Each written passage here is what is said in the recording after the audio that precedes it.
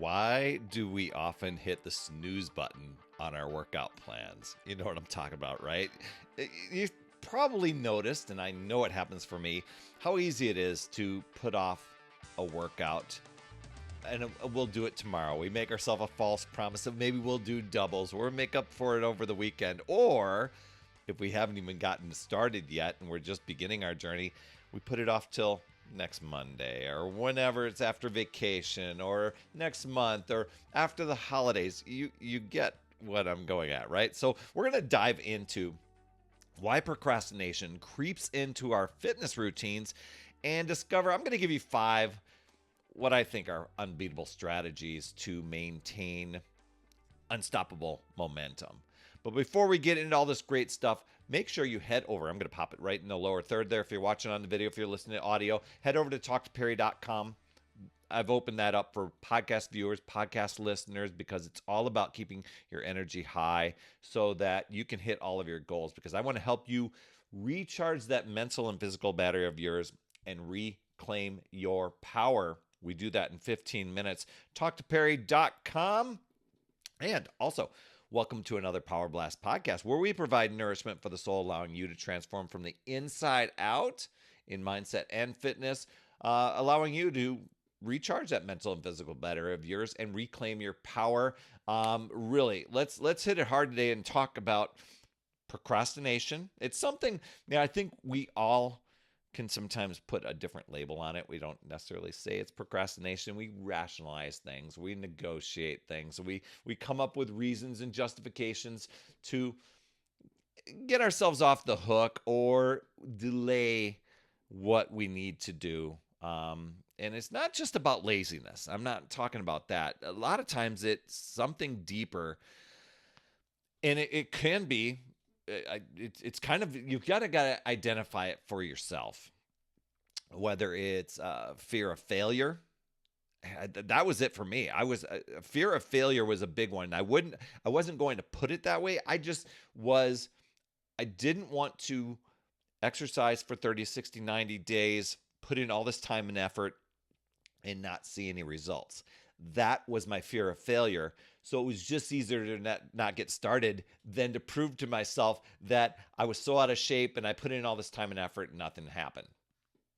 For others, it may be just the clarity of goals. I mean, people will have soft, fluffy goals is what I call them, where they're like, oh, I want to tone up and lose some weight. And that really isn't a goal. And goals are some things, and if you listen to past podcasts, you know this, goals aren't those things that you already know how to do.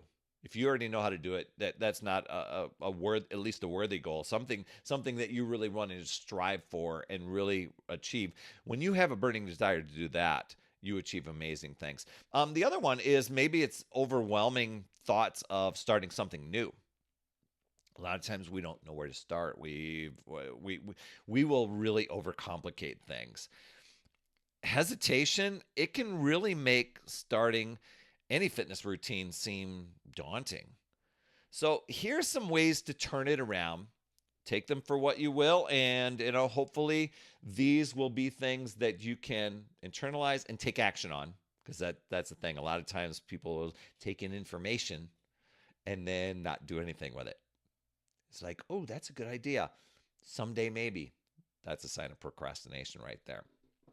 One is understanding that root cause. Really understanding, is what's holding you back? Is it the fear? Is it not being able to see the results? Is it wanting to see the results so fast and you're setting yourself up for failure? Is it unsure on where to start? Is it identifying something that you need to tailor a more effective approach to your fitness? Whatever those things are, it's really getting into that root cause. Another one I think is it's one that I think a lot of people don't necessarily tap into, and it is visualization. Sometimes seeing is believing, and in your imagination, you can see and craft the ideal goal. So spending a few minutes each day just visualizing yourself at that ideal end result that you're wanting, you've achieved your goals, then you can start to say, well, now that I've achieved my goals, what sort of decisions do I make? at that goal? What is my thinking? How do I grocery shop? How do I show up for my exercise? All those things. How do I meal prep? All those things. And when you can start taking those items and doing them right now, you'll accelerate reading, achieving your goals. But just that mental practice can really boost your motivation. It can boost your clarity of what you're working toward. Another one, and this was a big thing for me, was simplifying your approach. I was always looking for the cracks and the flaws of why something wouldn't work for me, because it was too complicated, it was too overwhelming, whatever it was, and then I could get myself off the hook. Overcomplication can really, it can kill your drive. So I started to look at those little things, and before the cracks and flaws would even happen, I was already coming up with a plan for it. That was my counter strategy. So simplifying your workout routines. I had a friend who dropped 40 pounds just doing 10-minute workouts each day. For me, it was just pushing and pulling exercises with a little bit of abs, get a little bit of cardio in there. So it really wasn't anything revolutionary. It was just, in the beginning, I needed to form the habits first. And once I got the habits in, then I could exchange, people look at me in exercise now, what I'm doing for exercise now, and they'll be like, well, I can't do that. I couldn't either at the beginning. It was all about simplifying at the beginning. Once you get into the momentum and you're going, then you can find, many, many ways to improve, enhance, adjust, whatever it is. But just focusing on one or two activities that you enjoy or that you can at least get behind, can really, turn that complex regimen into something simple and not feel like a chore. So here's a few strategies just to roll things out for you here. One is to be clear, clarity on your goal, breaking those fitness goals into, I want to say, small manageable steps. Let's say 50 pounds is what you want to lose, and that's the top of your Mount Everest. What are the next base camps to get to that? Once you get to that next base camp, then you can improve to get to the next one. It's just, what do you need to do next? Okay. As opposed to, oh my gosh, it's got to be all or nothing approach. If running a mile is the thing, maybe it's just walking, around the block a couple times and getting consistent with that. And eventually you might get up to the running. Another one is the consistency stuff with creating a routine. Something you enjoy, or at least you can get behind, not something that you're going to be avoiding and dreading and trying to put off, because we're talking about procrastination here. We're looking at all of the things to counteract the procrastination so it doesn't happen. So sometimes it's mixing up the activities with things that you enjoy. If there's an audiobook that you really like, pop those in and then do your walk or your run. Now you're taking in the audiobook that you love and getting in the exercise. Doing stuff like hiking, dancing, yoga, whatever it is.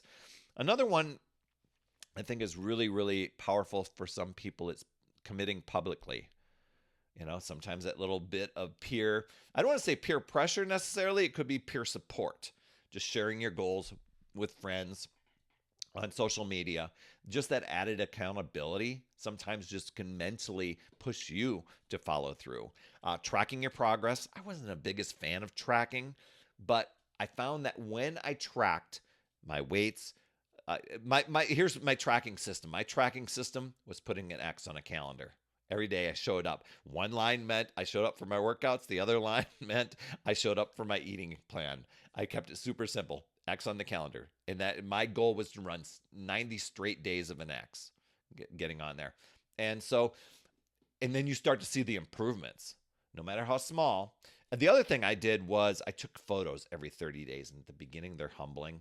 You kind of want to hide them and whatever, and not admit to them. But when you start sliding those together, especially with all your consistency, you start to see the definition take place. You start to see things that you don't normally see day to day in the mirror, but every 30 days. And it might not be drastic at first, but over a string of, I did that for like 3 straight years, major, major change. Reward yourself. Setting up rewards, for a weekly goal. And I'm not saying like they've got to be a food reward. Sometimes people will do that. They'll be like, okay, I'm going to work out real hard, and then I'm going to, pizza night and burgers on the weekend. Then they feel they get into this cycle where then they feel sluggish to start the week. They're mentally beating themselves up. Then they start exercising. By the end of that next week, they don't see the results. They're still burning off last week's eating sabotage. So choose the reward system something different. Maybe it's movie night and you're not getting into all the popcorn stuff, whatever, but maybe it's a special, afternoon off. Maybe it's traveling somewhere where maybe it's clothing or something like that. Something that can make a big difference for you and really, really set yourself apart. And, if you're feeling stuck, remember, just a quick visit over to talktoperry.com. You and I can talk and let's energize your fitness journey together. We could really help you get on that momentum and stay on that momentum. That's another thing with mindset stuff. People look at it like I'm on this temporary thing. They look at this exercise as something or the eating plan that they're going to do for a short amount of time to get to a goal. But then what? See, that's where visualization can be. It's like when you're at that end result, then what? What will it enable you to do and do next? To get to another base camp, as opposed to I made it to that best base camp, I'm going back to old ways. That's the mindset shift that really happened for me. So breaking that cycle of procrastination in your fitness routine, it's not about monumental changes, as I just shared, but it's about consistent, enjoyable actions and just starting small, being accountable, and get the momentum going. If you want some more accountability and support, you can reach out to me, Perry at putyourselffirst.com, and I can get you into my monthly virtual group where we do check in with each other. We've got the accountability, the support, the motivation all built in to help with that consistency. Because remember, every little step on your path, it really counts to a healthier you. But just know you can choose to use your power and take control, or you can let the procrastination, negotiation, the justifications with yourself control you and drain your power. And then you're on again, off again, on again, off again. It really boils down to deciding and committing to yourself and your goals and choosing to figure out new ways, looking at possibilities, learning and growing, and keep moving forward. You've got this, my friend. I'd love to hear your top takeaway from today. You can drop those down in the comments. I promise I will reply. You absolutely rock, my friend. And as always, remember, it's never too late. We'll see you next week. That's another Power Blast podcast in the books. Thanks so much for tuning in. And remember, when you are ready to recharge your battery, make sure you go to talktoperry.com. That's talktoperry.com. That's Perry. And I want to listen. I want to hear. What's going on? I want to help you in that 15-minute call to recharge your battery and reclaim your power so that you're off and running and creating massive momentum toward your dream. Also, every day, I am delivering more motivation, support, tips, and strategies inside my free community with amazing people like yourself. And we are conquering the mindset and the fitness. I do 52 weeks of free training in there. Plus, I coach and I mentor people, as well as give you access to tons of resources and guides. It's called my Upside Down Fitness Community because we work on a lot of mindset stuff, the inside stuff. And we're a fun group of people striving to make healthier habits in this awesome chapter of life. So make sure you get in there. I promise you'll absolutely love it. Just head over to upsidedownfit.com and you can get into the group. And hey, you would be an awesome friend if you get over to iTunes or wherever you listen to your podcast and leave an honest rating and review for the Power Blast podcast. It helps awesome people like you find this show even faster, and that's who I'm looking for, awesome people like you. That's all I have for this week, my friend, and just to let you know, you absolutely rock. That's all I have for this week. I'll see you on the next Power Blast podcast, and always remember, it's never too late. We'll see you next week.